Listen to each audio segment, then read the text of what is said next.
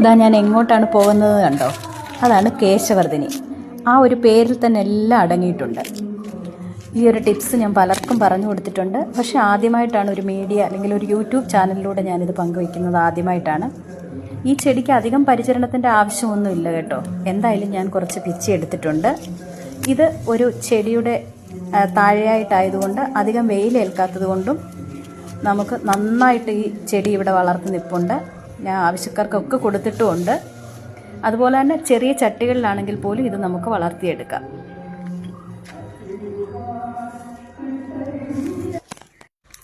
കറിവേപ്പില അമിനോ ആസിഡിൻ്റെയും വൈറ്റമിൻസിൻ്റെയൊക്കെ ഒരു കലവറ തന്നെ. ഇത് തലയോട്ടിയിലെ രക്തയോട്ടം വർദ്ധിപ്പിക്കും. പക്ഷേ ഇത് അധികം വേണ്ട, 2 തണ്ട് മാത്രം മതി.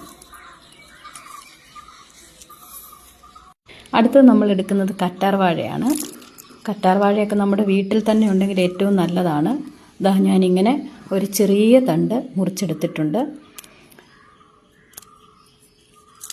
ഇതിനുള്ളിൽ ഒരു മഞ്ഞ ദ്രാവകമുണ്ട്. അതിനെ നമ്മൾ നീക്കം ചെയ്തതിന് ശേഷം മാത്രമേ ഉപയോഗിക്കാവൂ.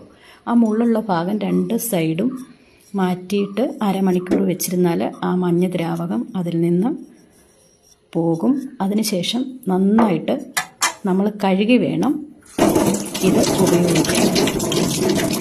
ഇനി നമുക്ക് കല്ലിലേക്ക് കേശവർദ്ധിനിയുടെ ഇല, അതിനുശേഷം കറിവേപ്പില, പിന്നീട് കഴുകി വെച്ചിരിക്കുന്ന കറ്റാർവാഴ ഇതുപോലെ കഷ്ണങ്ങളാക്കി ഇട്ട് കൊടുക്കണം.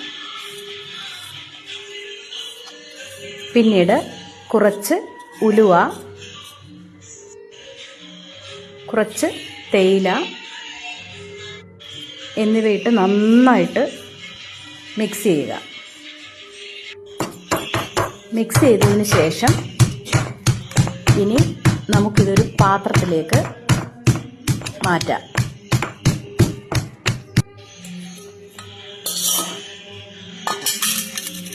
നന്നായിട്ട് ചതഞ്ഞിട്ടുണ്ട്. ചതച്ചെടുത്തിട്ട് കുറച്ച് വെള്ളവും കൂടി ചേർത്ത്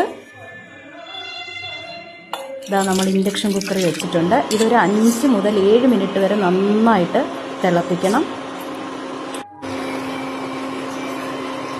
അതിനുശേഷം നന്നായി തണുത്തതിന് ശേഷം മാത്രം ഇങ്ങനെ അരിച്ചെടുക്കണം. ഇതാ നമുക്കൊരു സ്പ്രേയർ ഉണ്ടെങ്കിൽ അതായിരിക്കും ബെറ്റർ. നമുക്ക് തലയൊട്ടിയിലേക്ക് സ്പ്രേ ചെയ്ത് കൊടുക്കാം. ഞാൻ ഇപ്പോൾ ഇങ്ങനെ ഇപ്പോഴല്ല, 3 മാസം കൊണ്ട് ഞാനിത് ഉപയോഗിക്കുന്നുണ്ട്. ഒരു സർജറി ആയിട്ട് ബന്ധപ്പെട്ട് ഞാൻ എൻ്റെ മുടിയൊക്കെ ഒരുപാട് കൊഴിഞ്ഞു പോയായിരുന്നു. അങ്ങനെ ഉപയോഗിച്ച് എൻ്റെ അനുഭവത്തിൽ നിന്നാണ് ഞാനിത് പറയുന്നത്.